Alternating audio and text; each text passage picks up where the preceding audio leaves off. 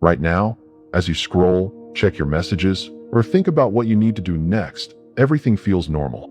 You're doing what you're supposed to do, staying productive, staying connected, staying on track.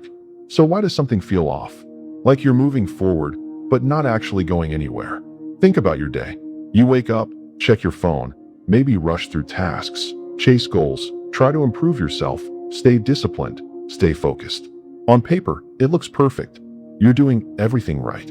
And yet, there's this quiet emptiness underneath it all. Not loud, not dramatic, just there. Here's the part most people don't realize. Your brain was never designed for this life. For most of human history, your entire existence revolved around survival. Finding food, facing danger, belonging to a small tribe. Every action had immediate meaning. If you didn't act, you didn't survive. If you contributed, you mattered. There was no confusion about purpose. It was built into daily life. Now look at your life. You don't hunt. You don't face real survival threats. You don't rely on a tight-knit tribe to make it through the day. Instead, you sit, scroll, work, consume, repeat. Your brain, ancient and unchanged, is trying to find meaning in a world that doesn't require it the same way anymore. And that creates a mismatch, a quiet psychological gap between what you're built for and what you're actually doing. But it gets deeper, because even when you achieve things, it doesn't fix the feeling. You hit a goal, finish something important, make progress, and for a moment, it feels good. But then it fades, faster than it should, almost like it didn't matter as much as you expected. Why? Because achievement used to be tied to survival and identity. If you succeeded, it meant safety, status, respect within your tribe. Now, achievements are often abstract. Numbers on a screen, titles, metrics.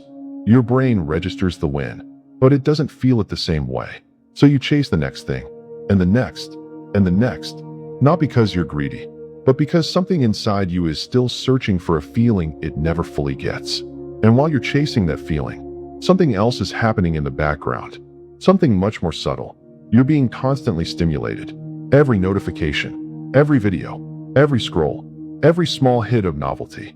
It gives your brain a tiny burst of dopamine.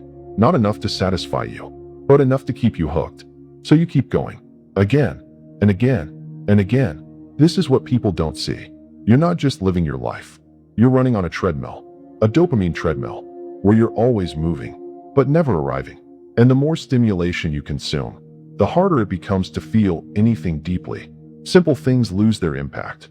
Silence feels uncomfortable. Stillness feels empty. Not because they are, but because your brain has been trained to expect constant input. Now combine that with something even more important. Community. For most of human history, you weren't alone. You lived in small groups. You shared struggles. You depended on each other. Your identity came from your role in that group. You mattered because people needed you. Today, you can go entire days without meaningful human connection. You can be surrounded by people and still feel alone. You can talk to hundreds online and not feel understood by a single one. And here's the uncomfortable truth. Without real connection, life starts to feel meaningless. Because meaning doesn't come from what you achieve alone. It comes from what you share, what you struggle through with others. But modern life has removed most of that struggle too. Everything is easier, faster, more comfortable. You don't wait. You don't fight for survival. You don't face the same level of physical or social challenges your ancestors did. And that sounds like a good thing. It is in many ways. But there's a hidden cost. Struggle used to create purpose. It gave your actions weight.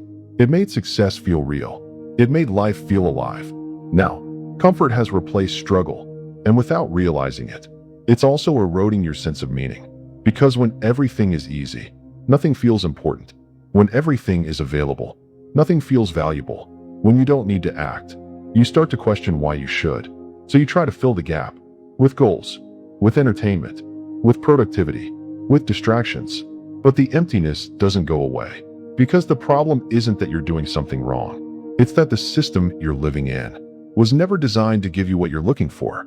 And that realization is uncomfortable because it means there's no simple fix, no single habit, no quick solution.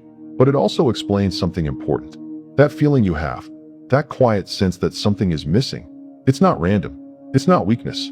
It's a signal that your brain is craving something deeper, real challenge, real connection, real meaning, not just progress, not just stimulation, not just comfort. So the next time you feel that emptiness, don't ignore it. Don't immediately distract yourself. Ask yourself something different. Not what should I do next, but what am I actually missing? Because maybe the answer isn't more achievement. Maybe it's something older, something more human, something your brain has been wired to need all along. And if everything in your life looks right, but still feels empty, then maybe the problem isn't your life. Maybe it's the way you've been taught to live it. Because this was never just about modern life.